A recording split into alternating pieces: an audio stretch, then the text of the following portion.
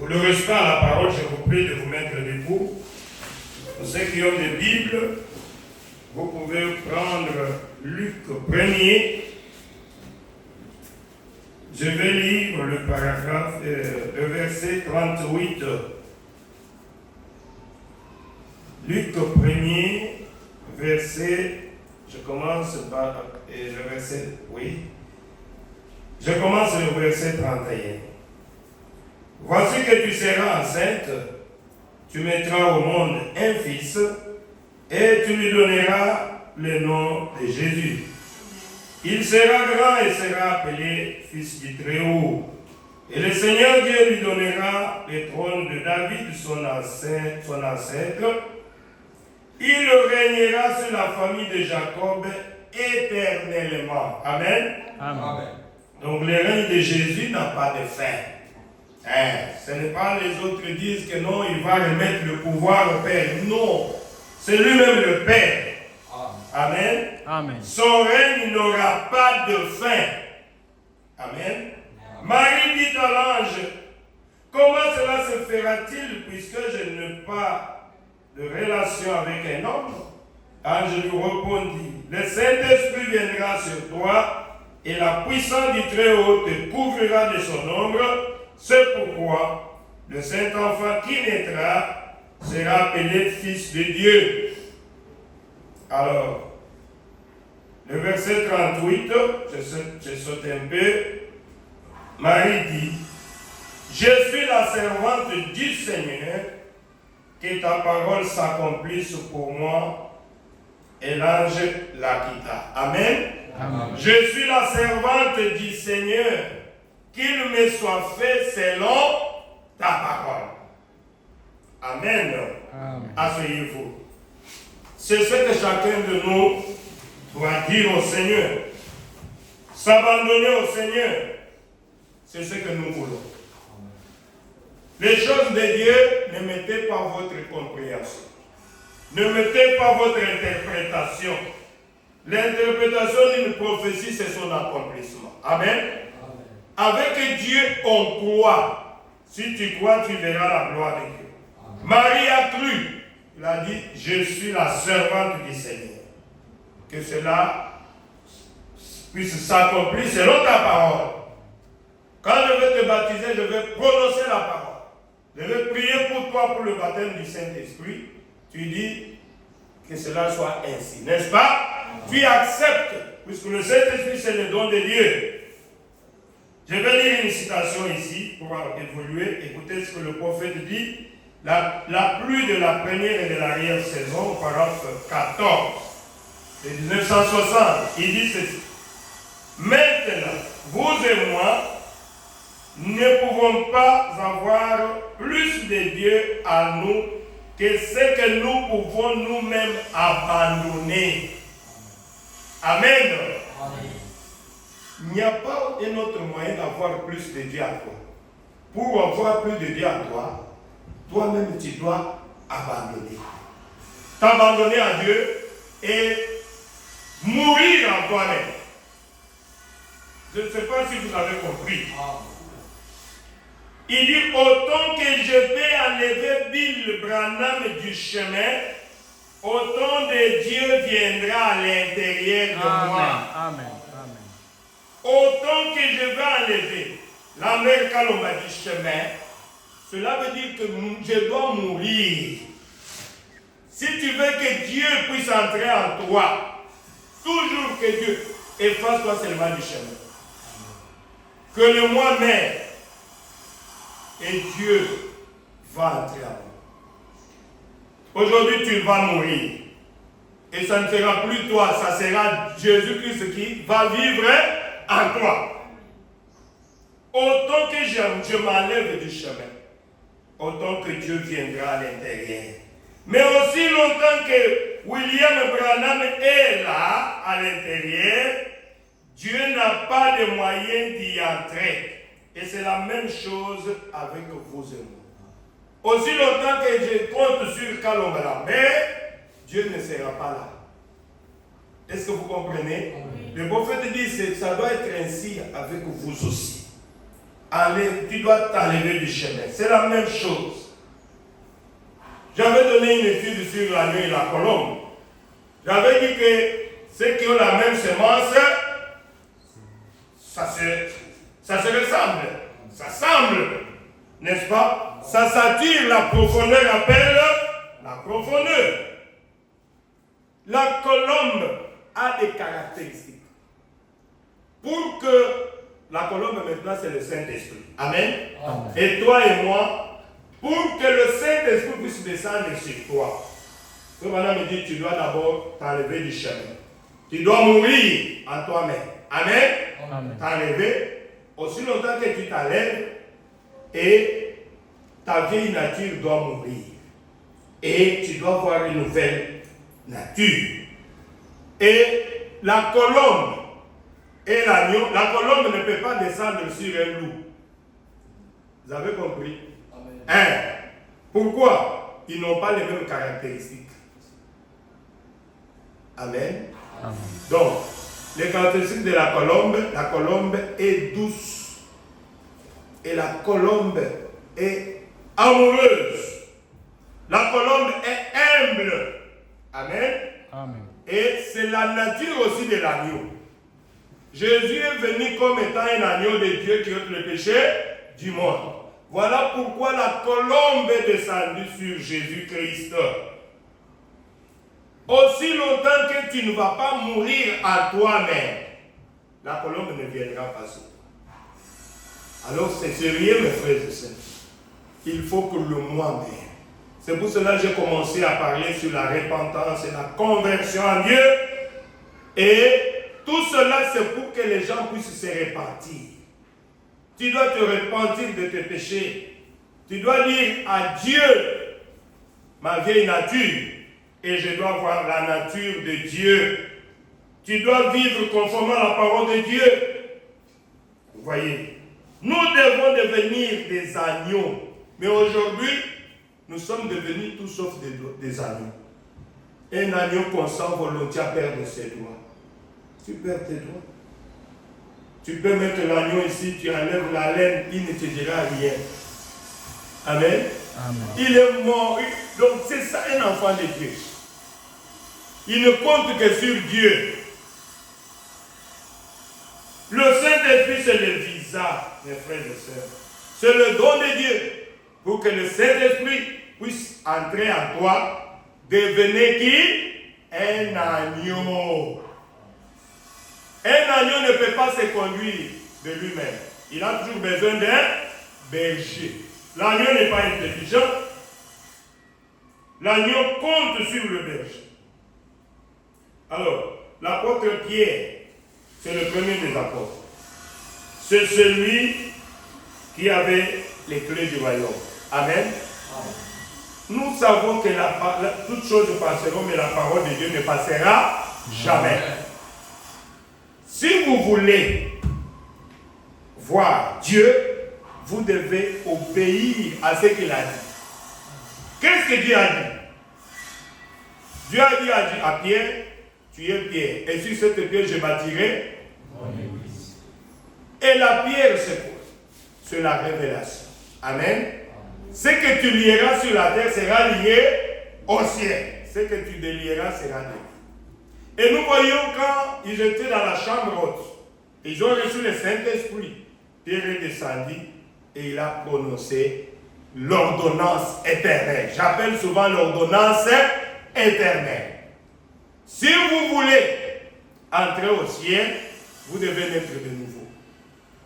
Vous devez vous repentir et vous comptez, répands-toi et tu dois te convertir. Amen. J'avais expliqué que se convertir, c'est que tu allais à droite, tu t'arrêtes, n'est-ce pas? Tu tournes, tu prends la gauche. Tout ce qui est contraire à la parole de Dieu, ne le faites pas. Puisque tu es déjà converti. Et tu dois perdre certains droits. Ce n'est pas facile.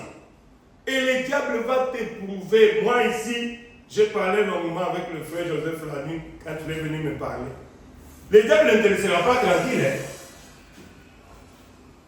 Le diable va chercher par tous les moyens.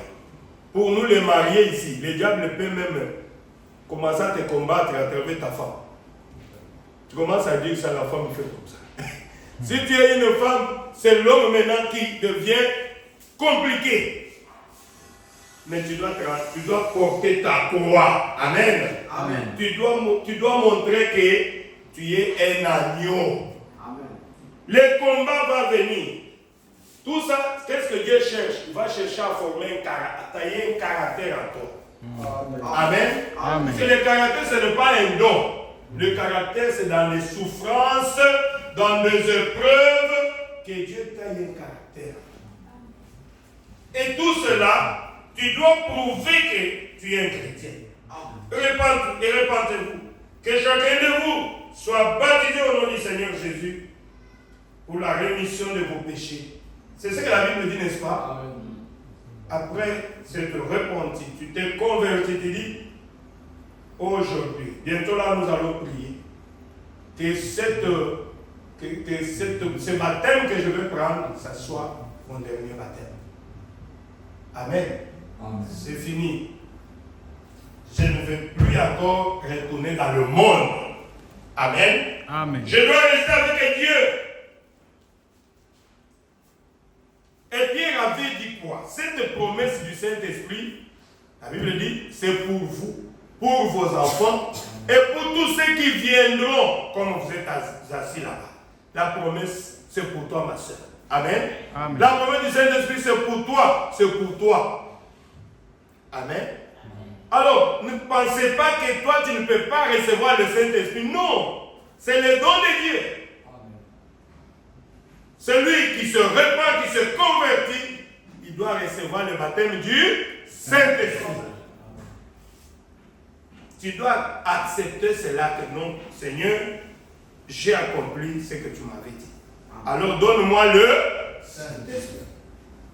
Je me suis repenti, je me suis converti, et la Bible dit, quand les gens ont écouté ces paroles de Pierre, ils eurent les cœurs vivement touchés. Amen.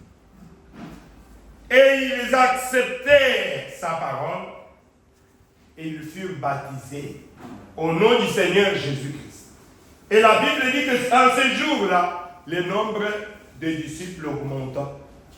Plus de 3000 personnes. Amen. Amen. Se sont ajoutés. On n'a pas dit que ces 3000 personnes-là avaient reçu un petit Saint-Esprit différent du Saint-Esprit de Pierre. Non. Est-ce que c'est écrit comme ça? Ils ont reçu le même Saint-Esprit. Applaudissez pour le Seigneur Jésus. Le Saint-Esprit que tu vas recevoir, c'est le même Saint-Esprit qui était dans William Marion. Amen. C'est le même Saint-Esprit qui était en Pierre, Amen. qui était en Paul. Le même Saint-Esprit qu'avait Baruch son Robin Indiad. C'est le même Saint-Esprit que j'ai. Amen. Puisque le salaire est unique. Vraiment. Amen. Amen. On n'a pas dit là-bas qu'au ciel, là-bas, nous serons, il y a des gens de catégories. Les Saint-Esprits, ceux qui ont beaucoup plus de Saint-Esprit seront là-bas et les autres seront là-bas. Non. Ça sera le même Saint-Esprit. Amen. Amen. Alors il faut le recevoir. La Bible dit qu'ils acceptaient sa parole et furent baptisés. Et en ce jour-là, le nombre des disciples s'augmenta d'environ 3000 personnes. Et la Bible dit, après avoir reçu le Saint-Esprit, qu'est-ce qu'ils ont fait? Écoutez, ils persévéraient dans l'enseignement des apôtres. Amen. Amen. C'est-à-dire qu'ils persévéraient dans l'enseignement du message de la Bible. Amen. Pensez pas que tu as reçu le Saint-Esprit, alors tu vas commencer à aller dans ce... Non. Le Saint-Esprit te poussera à aimer la parole de Dieu. Amen. Et le Saint-Esprit te poussera à prier. Amen. Amen. Amen. Tu vas commencer à prier. Tu vas commencer à écouter la parole, à aimer la parole de Dieu. La Bible dit, ils persévéraient dans l'enseignement des apôtres. C'est-à-dire, chaque jour qu'il y avait réunion, ils étaient là. Quelqu'un qui a le Saint-Esprit, c'est difficile de s'absenter dans l'église. Jamais. Il va tout faire pour être là. Donc, s'il s'absente dans l'église, c'est comme s'il tombe malade. J'étais en route vers Matadi là-bas. On s'était croisé avec un pasteur de Moine. J'étais allé déjà là-bas chez lui à la maison. J'étais allé prêcher à Moine. Et il m'a donné le témoignage. Vous savez, le témoignage là concernant mon beau-père, le papa à mon épouse. C'était un chrétien authentique. Quand j'avais commencé à aimer mon épouse, j'ai rencontré son père. En tout cas, c'était un homme spirituel. Et le pasteur là, qu'est-ce qu'il me dit? Il dit, quand il avait reçu le Saint-Esprit, Dieu lui avait parlé. Dieu lui avait dit, remarque, si tu veux connaître les gens qui ont reçu le Saint-Esprit, ces gens-là ne s'absentent pas mercredi, vendredi, les jours de culte. Amen. Et il lui dit que parmi ces gens-là, il y a regarde, le frère Massoudi. Un de ces gens-là, c'est mon Bokilo, il s'appelle Massoudi. Il dit, remarquez, je te donne seulement un exemple. C'est lui qui a reçu. Il est parmi ceux qui ont reçu le Saint-Esprit. Mais si tu veux voir les gens qui ont reçu le Saint-Esprit, ce sont la plupart des gens qui viennent assister dans des réunions de semaines. Il m'a dit ça hier, je crois, avant-hier. Nous étions avec lui. Nous étions dans un embouteillage là-bas vers Bakongo. Et il m'a donné ce témoignage-là. Et moi aussi, j'étais convaincu que mon beau-père avait reçu le Saint-Esprit. Je l'aimais beaucoup. Des fois, mon épouse me dit, tu viens me voir ou bien tu veux voir papa. Donc, quand vous êtes avec lui, il est toujours en train de parler de la parole. C'est pour ça qu'il m'a laissé toutes les brochures. Et je suis là en train de prêcher la parole. Puisque je l'aimais tellement, il m'avait vraiment beaucoup influencé. C'était un chrétien. Vous pouvez causer avec lui 2 heures, il part, il dit attendez, il part, il prie, il rentre encore. Chez lui, c'est seulement les témoignages. Chez lui, c'est seulement la parole. Alors moi aussi, comme j'aime la parole, donc on ne faisait que partager. Alors qu'il souffrait. Mais quand vous êtes avec lui, vous n'allez même pas, il ne fait même pas mention de ça. Pourquoi? Il avait reçu la portion qui satisfait pleinement. Des fois, il pouvait manquer l'argent pour payer les loyers. Il pouvait me dire, mon fils, est-ce que si j'ai un peu d'argent, je vous donne aussi. Vous pouvez même emprunter l'argent, il va remettre à vous. Mais tout cela, il était spirituel. Amen. C'est comme ça quand quelqu'un reçoit le Saint-Esprit. Les soucis de ce monde partis. Je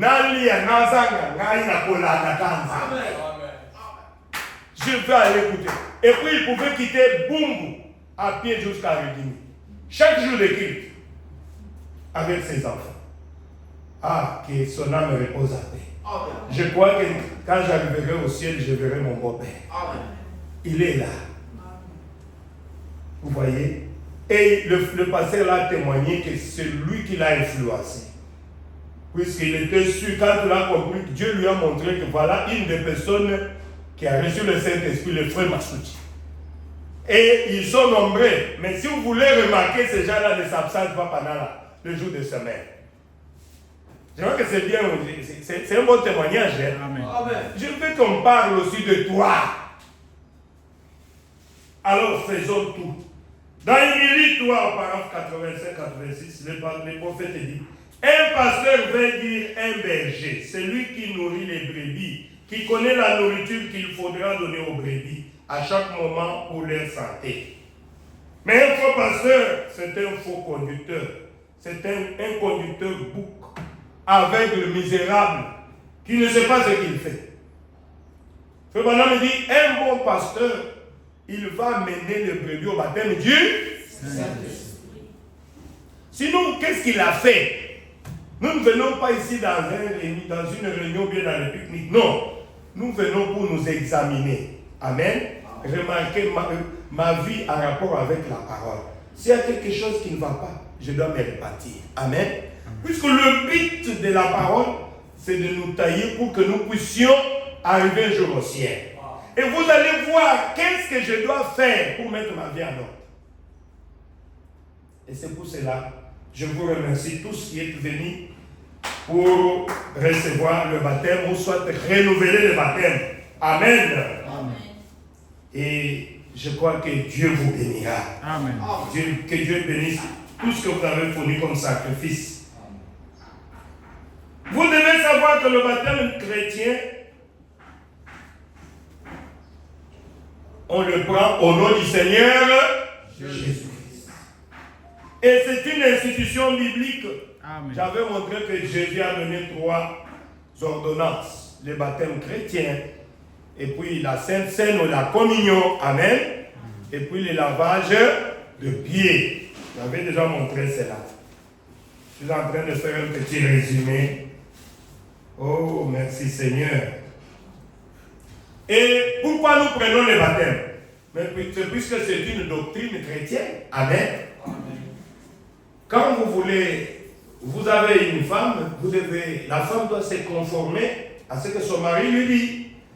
Si la femme n'obéit pas à son mari, je crois que ce mariage-là, un jour, ça va se casser. C'est pas ça. C'est ça. Et notre mari, c'est le Seigneur Jésus-Christ. Quand il me dit quelque chose en rapport avec ma vie, je dois obéir. Amen. Dans Hébreux 6, 1 jusqu'à 3, c'est là que la Bible dit que le baptême, c'est une doctrine biblique. Amen. Et c'est un ordre du Seigneur. Amen. Amen. Pourquoi je dois prendre ça? C'est un ordre du Seigneur. Et le baptême a commencé avec Jean, j'avais dit ça, dans Marc 1, 4. La Bible dit, Jean parut, il baptisait dans le Jourdain. C'est lui qui a commencé avec le baptême. Et il lui donnait le baptême de repentance.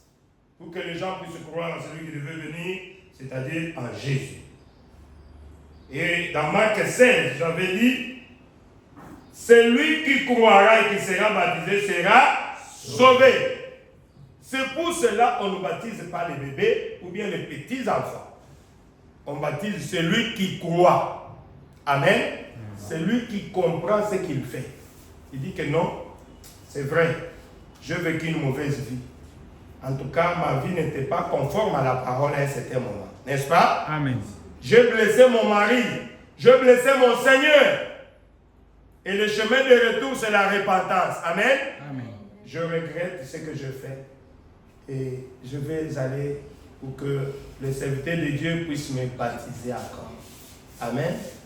Pour que Dieu, que Dieu puisse me faire grâce et qu'il puisse me donner le baptême du Saint-Esprit. Puisque de moi-même, j'ai échoué. Et le baptême, c'est par immersion, ce n'est pas par aspersion. Bientôt là, nous allons aux eaux de baptême. Je vais vraiment, nous allons entrer tous dans c'est ça l'immersion. Le baptême ne sauve pas. Amen. On n'a pas dit que quand vous allez prendre le baptême, tu es sauvé. Non. Amen. Tu es sauvé si tu crois au Seigneur Jésus-Christ. Amen. Comme ton Seigneur est ton sauveur. Mais le baptême, c'est quoi? Selon 1 Pierre 3, j'avais dit, c'est un acte de bonne conscience. Amen. C'est un engagement que vous prenez avec le Seigneur. Et vous obéissez à son ordonnance.